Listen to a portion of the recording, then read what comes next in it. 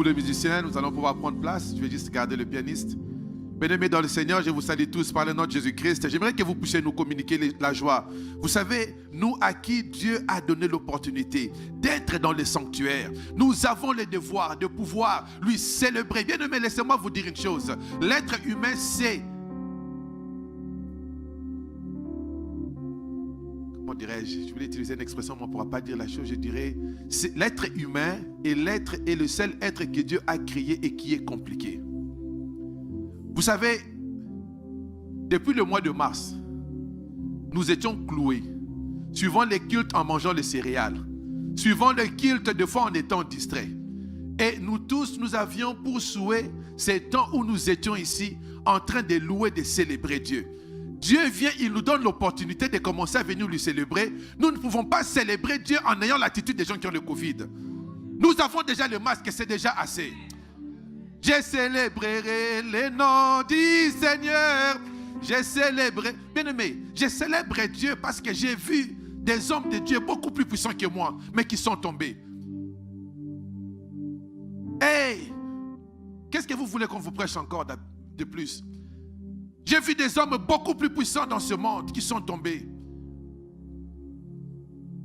Le ministre des Finances en Allemagne, suite à la Covid, il avait piqué une crise par rapport à ce qui sera la situation financière et économique de l'Allemagne. Et il est allé se faire du mal. Mais vous et moi, Dieu nous a gardés en vie. Je déclare que ce n'est pas à cause de ton masque ou des désinfectants que tu utilises. Cela n'a rien à voir. Cela n'a rien à voir. Des fois, l'ignorance nous fait croire. J'encourage. Je suis l'un des prédicateurs qui avait pris pour décision de ne jamais introduire Covid dans mes prédications, mais je ne sais pas pourquoi Dieu, et pourtant je m'étais dit je ne vais même pas y faire référence. Bon, Dieu malheureusement il m'amène de pouvoir quand même en parler, mais j'en parle en bien. Et tant qu'Église, nous n'encourageons pas les gens à la négligence, c'est pas ça. Nous sommes des parents, je suis un parent. Mais bien aimé, j'ai aussi remarqué une chose. Cette peur, aujourd'hui, les diables utilisent ça pour pouvoir affaiblir les enfants de Dieu. Permettez-moi, je vais rentrer dans mon message. Même si j'ai 10 minutes, ne vous en faites pas, vous allez sortir avec quelque chose. Cette histoire qui a frappé le monde subitement, ça a amené la confusion dans la tête des enfants de Dieu. Croyez-moi. Que ce soit ceux qui vont à l'église, que ce soit ceux qui restent pire encore à la maison. Si à l'église, vous n'êtes pas capable de pouvoir vous concentrer pour prier, bien-aimés, regardons-nous en face. À combien plus? Je ne fais pas de commentaire, je ne dis pas que nous ne devons pas respecter les gestes barrières, mais j'aimerais juste nous encourager que c'est tout simplement la grâce et la faveur du Seigneur qui nous garde en vie. Ah oui. Je n'ai pas voulu parler de ça, mais j'ouvre juste une parenthèse, juste pour pouvoir vous encourager. Vous savez, le média nous bombarde chaque jour avec ce que Covid est en train de faire comme exploit. Mais je vous révèle une chose. J'encourage aussi tout le monde à pouvoir y penser. Allez dans le magasin. Aujourd'hui, tous les magasins, il y a des items que vous trouvez en masse. Vous savez c'est quoi? Les désinfectants et le masque. Je vous pose la question. Quand est-ce que ces désinfectants-là et ce masque-là sont fabriqués? Donc vous ne m'avez pas compris. Dans les usines, les gens vont travailler. Est-ce que vous me comprenez? Parce qu'entrer dans tous les magasins sont inondés. Aujourd'hui, tu n'as même plus besoin de prier pour obtenir les désinfectants. Je parle des sanitizers, comme on le dit en anglais. Hand sanitizer. Et le masque. En même temps que le média nous bombarde avec des nouvelles sur Covid, en même temps, il y a des gens qui sont des visionnaires, qui se rassemblent dans des entreprises et qui sont en train de bâtir des richesses. Je n'ai pas voulu parler de ça, mais je ne sais pas. Laissez-moi parler. Maintenant, les enfants du royaume, nous devons avoir une intelligence renouvelée. Comment est-ce qu'un enfant de Dieu, tu peux rester à la maison, t'éloignant de Dieu, et en plus de cela, même par rapport à ta vie personnelle, tu n'arrives pas à faire des exploits. Alors, à quoi ces fameux Covid t'a servi? Tout simplement te communiquer la peur. Laisse-moi célébrer le nom du Seigneur. D'ailleurs, un élu de Dieu marche sur la voie de sa destinée. La mort est un gain. Pourquoi la mort est un gain? Parce que si j'ai accompli ce à quoi Dieu m'a appelé, 33 ans peut être assez pour que je puisse marquer mon temps et laisser des traces de mon existence. Tu peux avoir peur de Covid. Tu vas mourir à 78 ans, mais tu sortiras néant. Aïe. C'est juste pour nous encourager à ceci. Votre présence dans cette salle n'est pas le fruit d'un hasard. Et j'encourage mon frère, ma soeur, toi qui es encore à la maison, de pouvoir attendre que Dieu puisse te convaincre, que tu puisses être à l'aise. Mais j'aimerais te dire une chose. Dans les choses de Dieu, il n'y aura pas un ange qui viendra te dire que voici le meilleur moment est arrivé. Le meilleur moment, c'est maintenant. Parce que nous réalisons une chose. Nous avons une mission. Mais nous avons peur de Covid. Bien aimé, nous prenons des véhicules. Je me rappelle encore, il y a peut-être 4 ou 5 ans, nous étions ici à l'église, nous avons célébré la fête de bonne année. Et en rentrant chez moi à Oshawa, je n'oublierai jamais, de loin, il y avait la neige et j'ai vu un camion en train de perdre contrôle et le camion est allé se cogner. Bien aimé, je n'avais pas un autre nom. Si c'était tout simplement Seigneur Jésus, avec le véhicule sous la glace, je pus garder le contrôle de mon véhicule, échapper ces camions qui étaient en train de créer des dégâts et je suis rentré chez moi sain et sauf. Si c'est Dieu m'a protégé au moment où moi j'ai eu un accident et j'ai crié tout simplement au nom du Seigneur, je me suis retrouvé sans lunettes. Je ne me rappelle même pas, on m'avait projeté une fois par quelqu'un qui est sorti de l'inconnu. Bien aimé, je porte mon masque, je mets mon hand sanitizer, mais je poursuis ma destinée. Covid ne m'arrêtera pas. Ah ouais. Covid ne m'arrêtera pas. L'œuvre de Dieu, nous avons le devoir de gagner les âmes. Nous avons le devoir d'encourager les enfants de Dieu. Nous avons le devoir de prier. Nous avons le devoir de pouvoir grandir dans notre foi. Que ceci soit un encouragement pour celui qui a encore peur. Oui, la maladie est là, mais nous tous nous sommes là, nous travaillons. Moi, mon entreprise vient de nous envoyer un message pour nous dire que nous allons rentrer. Au travail, je ne vais pas attraper le Covid, mais c'est à la nouvelle alliance que je vais attraper le Covid. Ignorance de fait. Permettez-moi que je parle. Je sais que peut-être beaucoup de personnes vont se dire aujourd'hui, Dr Eric n'est plus populaire, je n'aime pas sa prédication. C'est avec amour que je te parle, mon frère, ma soeur. Le travail me dit que je dois rentrer au travail. D'ailleurs, je vous mets à défi. Les conseils scolaires ont dit que tous nos enfants doivent rentrer. Non, là-bas, ils ne vont pas attraper le Covid. Parce que là-bas, il y a le Saint-Esprit, là-bas, il y a le sang de Jésus. C'est ici qu'on va attraper le Covid. Non, écoutez, j'ai dit non à cela. Non, c'est pas grave. Vous savez, tant que prédicateur, des fois, malheureusement, Dieu nous enlève la popularité, qu'on puisse nous aimer. Je ne suis pas en train de blesser quelqu'un. Moi aussi, j'ai des personnes qui sont très proches de moi, que je prie que Dieu puisse l'enlever cette peur.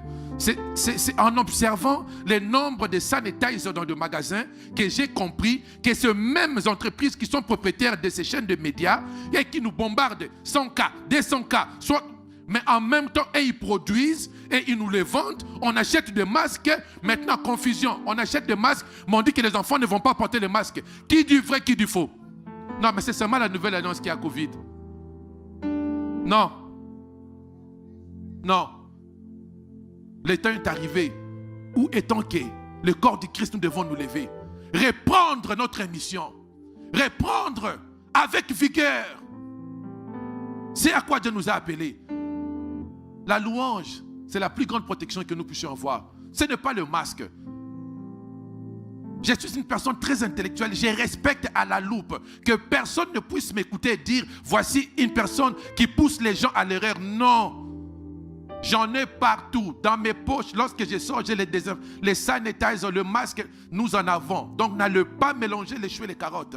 Mais tout ça, d'ailleurs, je vais vous faire rire. Lorsqu'il n'y avait plus de sanitizers, moi, j'ai commencé à fabriquer le mien. Des fois, je me pose la question, est-ce que ce sont mes sanitizers qui m'ont permis de ne pas attraper le Covid ou c'est seulement le sang de Jésus? Parce que ce qu'on achète au magasin, quelles sont les preuves que nous avons de leurs composants chimiques? Nous n'en avons pas. Mais nous mettons notre foi dans ces choses. Mais nous ne croyons pas que le Dieu de la Nouvelle Alliance est toujours capable de pouvoir nous garder. Il t'a gardé durant 20 ans dans cette église. Et tu crois que c'est seulement cette année qui va pouvoir te livrer? Non. Rejoins-nous, toi qui me suis à distance. Ce n'était pas du tout mon message. Je ne vais pas regretter parce qu'en étant assis, j'ai dit Seigneur, je déteste ça, aller sur la chair et parler de Covid. Pourquoi il me pousse à parler de ça? C'est parce qu'il y a une personne que Dieu est en train de libérer présentement de la peur. Sachez-le que cette histoire de Covid, à part être une maladie, le vrai Covid, c'est la peur que le monde est en train de mettre en nous. C'est plus simple que ça. C'est la peur. Je vous mets un défi. Je verrai si vos enfants iront à l'école à partir du 5 septembre. S'ils vont, ça veut dire que le Dieu du conseil scolaire est plus fort que le Dieu d'Élie Kabon.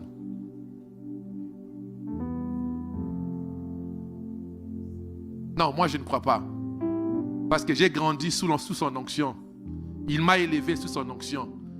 C'est grâce à son onction que mon mariage existe. C'est grâce à son onction que je prospère financièrement. C'est grâce à son onction que je prospère dans mon ministère. C'est grâce à son onction que mes enfants sont encore en vie et en santé. Et c'est seulement aujourd'hui que je vais croire que le Dieu de la Nouvelle Alliance est devenu faible. Non.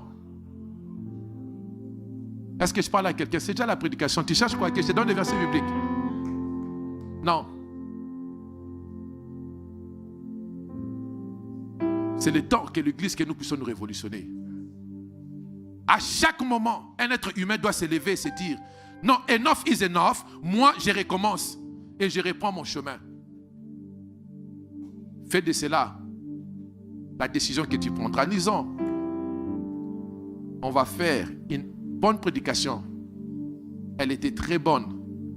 Je ne vais pas aller vite, mais je vais les concentrer. Et Dieu va nous permettre que nous puissions comprendre quelque chose. Amen. Dieu m'avait mis à cœur que je puisse parler d'un sujet que j'ai simplement intitulé « La chose la plus précieuse qui te reste ». Et cette chose-là, c'est la foi. Dans le livre de Genèse 12, du verset 1 à 4, la Bible dit ceci. L'Éternel dit à Abraham, va-t'en de ton pays, de ta patrie, de la maison de ton père, dans le pays que je te montrerai. Je ferai de toi une grande nation. Oh, Abraham est content. Et Dieu ajoute, je te bénirai. Je rendrai ton nom grand. Oh, Abraham saute encore. Il dit, Dieu est bon.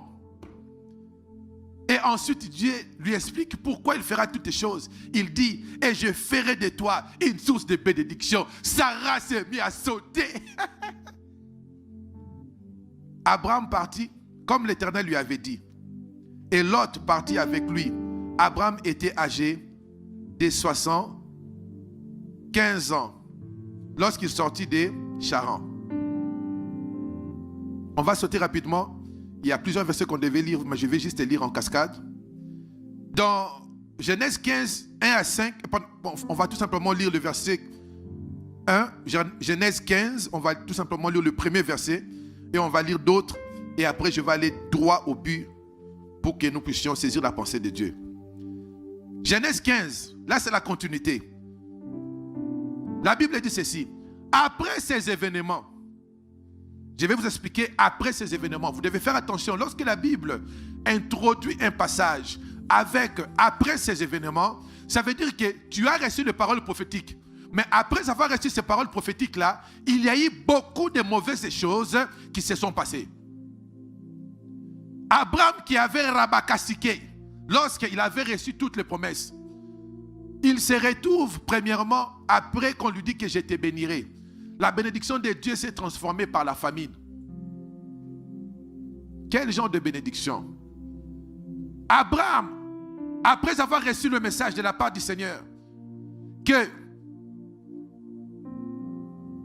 je vais pouvoir rendre ton nom grand. Abraham se retrouve en Égypte. Sous la peur, Abraham s'est retrouvé obligé de pouvoir commettre un acte immoral en allant échanger son épouse pour pouvoir garder et maintenir sa vie ainsi que la vie des gens qui l'accompagnaient, autrement dit ses serviteurs. Mais la Bible dit ceci. Après ces événements, la parole de l'Éternel fut encore adressée à Abraham dans une vision et il dit, Abraham, ne crains point, je suis ton bouclier et ta récompense. Oh, brasse commandée. Bien-aimé, vous savez, la chose la plus précieuse qui te reste, j'aimerais que tu puisses la définir en ce jour pour ceux qui nous suivent à distance, par rapport aux circonstances qui dominent présentement sur ta vie. Pour Abraham, le problème, ce n'était pas le bien matériel. Abraham en avait dès qu'il était né. Il est né dans une famille où on les a appris à être entrepreneurs. Mais Abraham manquait une chose, c'était un enfant.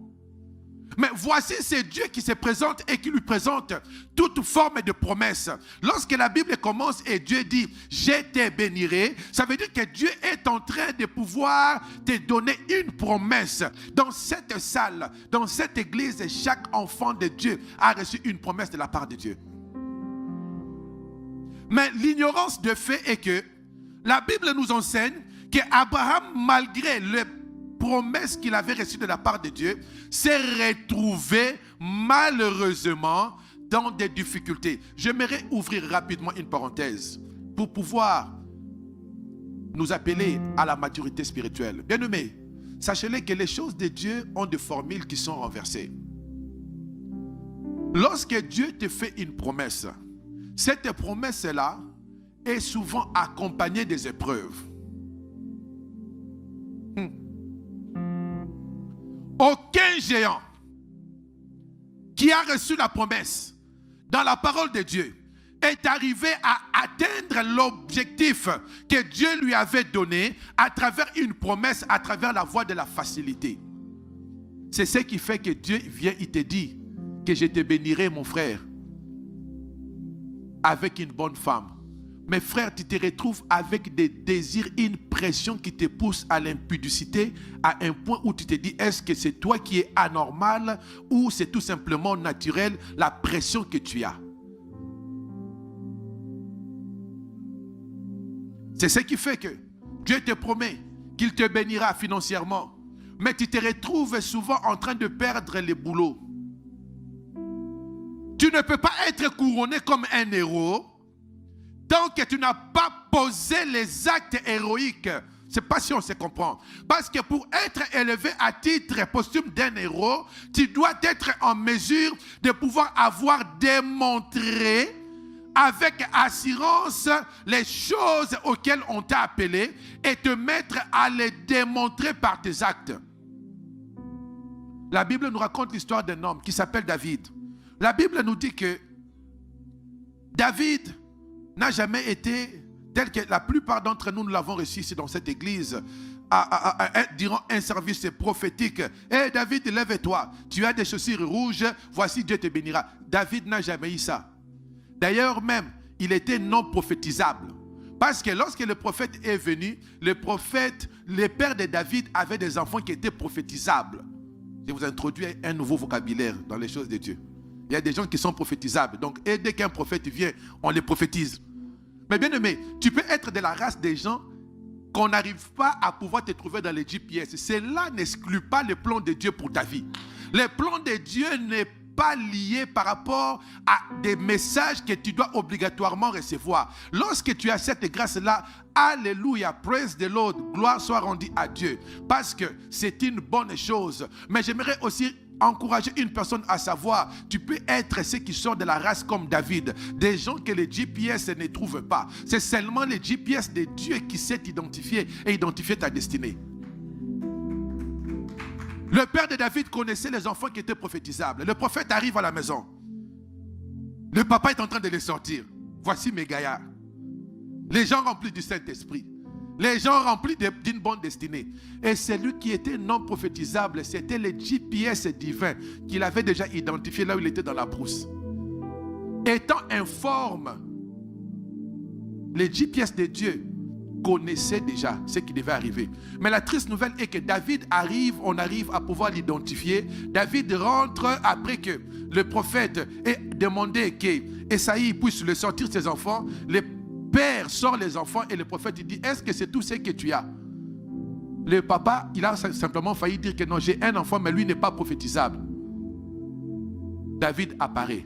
Mais la Bible nous démontre que David, après avoir reçu la promesse de Dieu, reçu l'onction royale, ce qui a suivi dans la vie de David, c'était plutôt des difficultés, des souffrances que de bonnes choses. Mais ces choses-là n'étaient pas des choses pour pouvoir détruire la vie de David. Si David était destiné à la mort, COVID-19 qui était Saül devait normalement infecter les poumons de David. Parce que Saül en a eu toutes les opportunités de pouvoir l'enlever tout ce qui était en lui. Bien-aimé, lorsque tu es un homme de destinée, une maladie et des circonstances ne peuvent pas t'ôter la vie comme ça. Oh, je ne sais pas si je parle à quelqu'un. Tu n'y crois pas. C'est parce que tu ne comprends pas les mystères qui sont cachés derrière ta vie. Aucune maladie ne pourra m'ôter ce à quoi Dieu m'a appelé. Jamais, et je dis jamais. Pourquoi? Parce que ma vie est un élément de bénédiction pour plusieurs. En autant que je n'ai pas atteint le maximum auquel Dieu m'a appelé, la maladie viendra.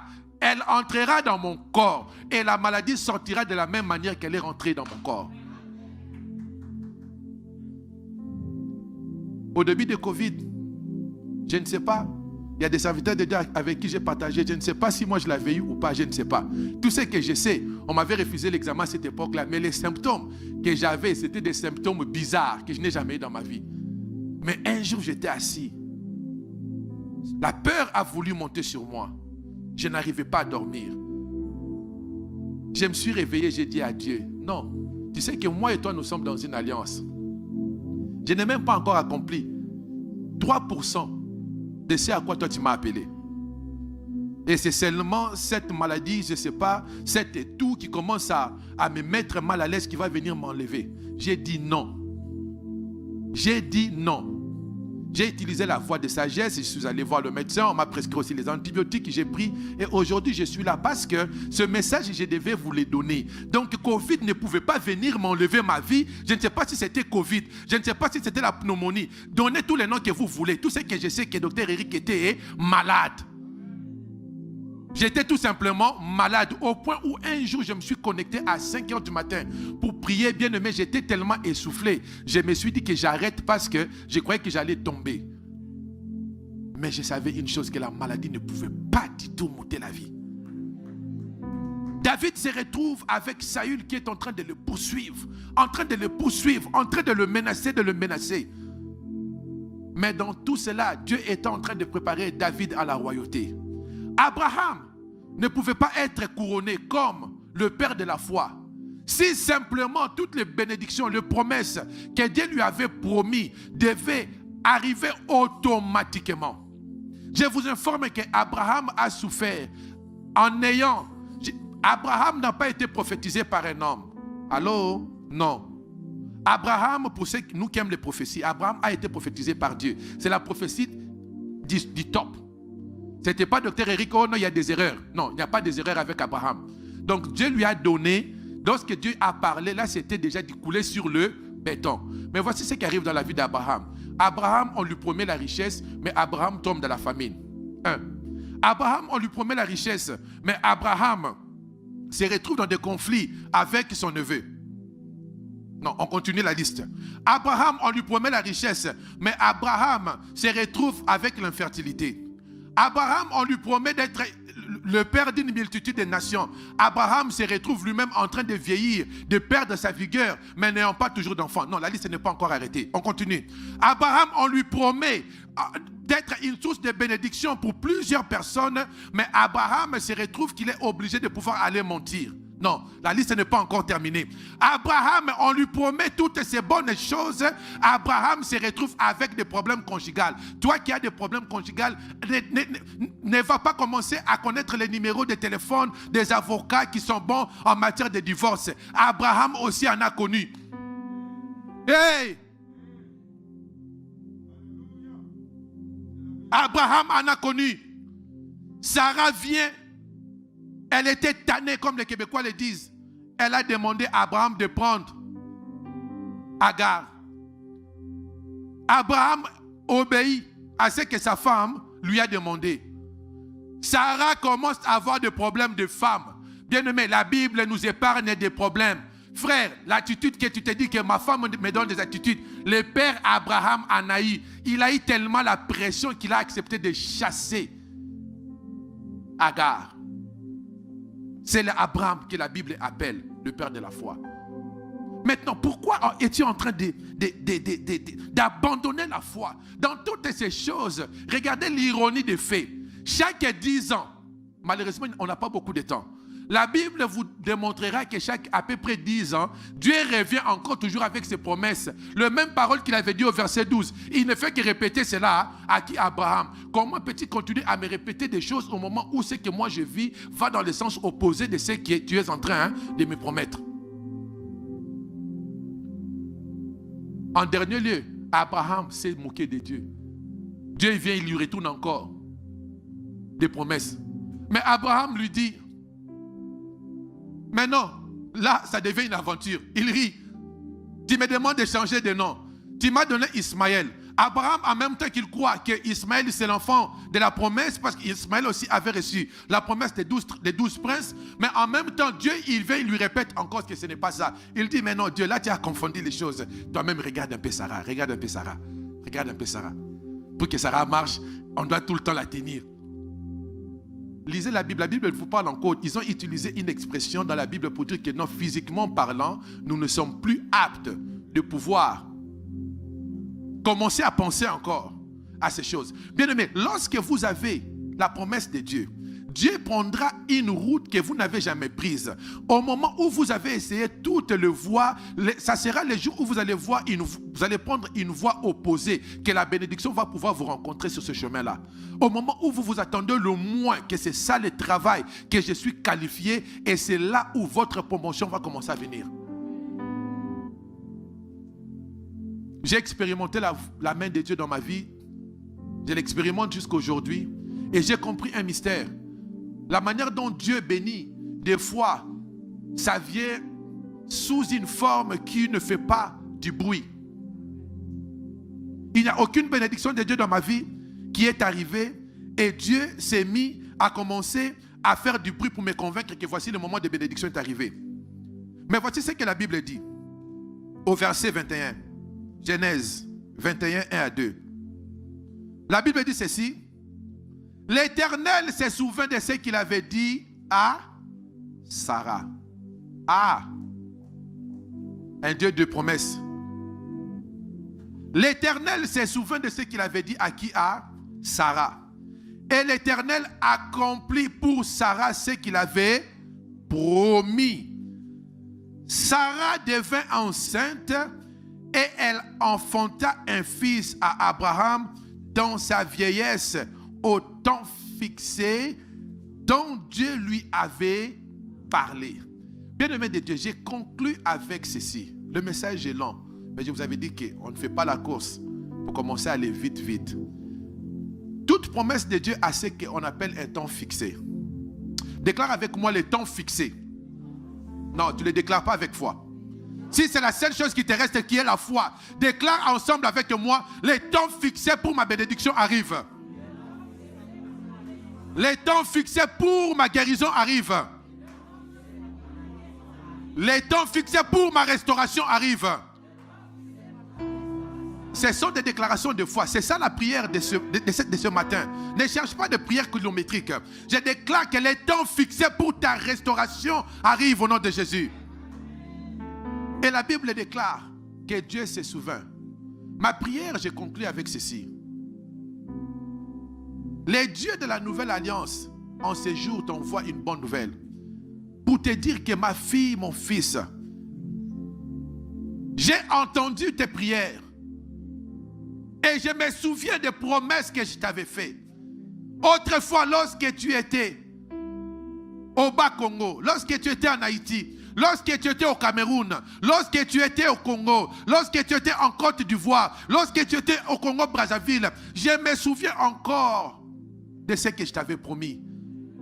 Et 2020, c'est le temps fixé Bien-aimé, lorsque le temps fixé arrive, j'aimerais t'annoncer la bonne nouvelle, que les hommes peuvent s'élever, que la vieillesse peut s'élever, mais aucun de ces facteurs ne pourra empêcher la main de Dieu de pouvoir accomplir ce à quoi Dieu t'a appelé. Je viens déclarer dans ta vie que le temps fixé pour toutes les promesses de ta vie, que cela s'accomplisse cette année 2020 au nom puissant de Jésus. Tu as perdu 8 mois. Oh, gloire soit rendue à Dieu. Parce que Dieu a fixé 4 autres mois pour que ce soit des mois de témoignage.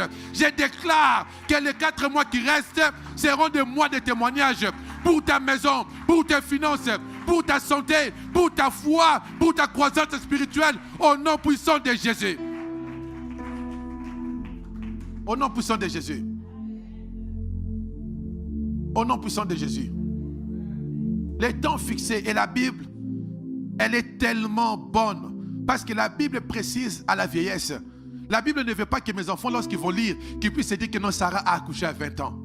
La Bible veut que mes enfants puissent réaliser que c'est un Dieu qui bénit lorsque tu atteins l'âge de la vieillesse. Je déclare, ma soeur, toi qui gémis pour le mariage, le temps fixé viendra où le mari que Dieu a préparé pour toi viendra consoler, te donner dans l'espace de 5 ans l'amour que tu as perdu durant 25 ans. Reçois-le au nom puissant de Jésus. Hey, ce n'est pas une question de quantité. Tu peux être là, tu as souffert dans ton mariage. Tu es là, chaque jour c'est de bataille. Je déclare que 2020 est le temps fixé pour Dieu. Si le monde déclare que 2020 c'est une année de malédiction, c'est une année de crise. Bien aimé, 2020 pour moi ce n'est pas une année de crise. Dans ce que vous appelez COVID-19, j'ai vu la main de Dieu à une dimension surnaturelle, dépensant ce que les hommes peuvent s'imaginer et croire. Il me donne la paix, il me bénit financièrement, il me bénit au niveau de la santé, au milieu de Covid. Parce que j'ai dit une chose, je suis en alliance avec Dieu et non avec Covid. Hey! Ah, Covid. Pasteur, Covid nous enlève. Que Dieu nous restaure ces temps où nous les prédicateurs on pouvait prêcher l'évangile sans avoir à commencer à courir. Mais nous vous aimons tellement et nous voulons respecter les temps. Parce que c'est aussi notre responsabilité étant que pasteur. J'ai conclu tout simplement avec ceci. Tu es né pour un but. Les dieux de la nouvelle alliance, les dieux de l'Ikabongotinté de promesses. Je sais pourquoi je vous dis ça. Lisez plus loin. Vous allez vous rendre compte qu'Abraham a tiré sa bénédiction et sa parole prophétique venant des hommes. C'est lorsqu'il a eu à honorer 3 hommes de Dieu. Aïe, que Dieu vous bénisse.